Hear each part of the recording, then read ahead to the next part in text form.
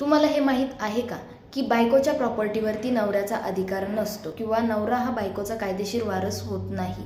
तसंच बायकोच्या म्हणजे पत्नीच्या स्त्रीधनावरती नवऱ्याचा काही एक अधिकार नसतो. फक्त बायकोच्या एकटीचाच तिच्या स्त्रीधनावरती अधिकार असतो.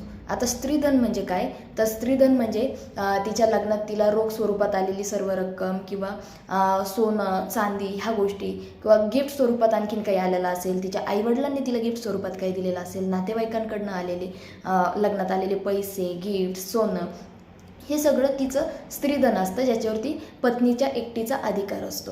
हां, आता समजा पतीला अगदीच पैशांची खूप गरज आहे, त्याची आर्थिक परिस्थिती थोडीशी खराब झाली आणि त्याला आता पैसे हवे, तर अशा वेळेस पत्नी त्याला तिचं सोनं, तिचे पैसे देऊ शकते वापरण्यासाठी.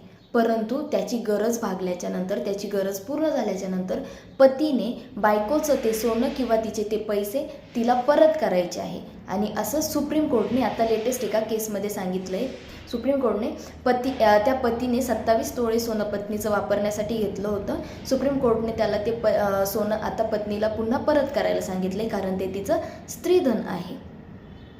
त्यामुळे सर्व बायकांनी लक्ष देऊ नये का की तुम्ही पण जर तुमचं असंच कुठलंही सोनं, तुमचे पैसे जर तुमच्या पतीला वापरण्यासाठी दिले असतील तर आता ते तुम्ही परत घेऊ शकता.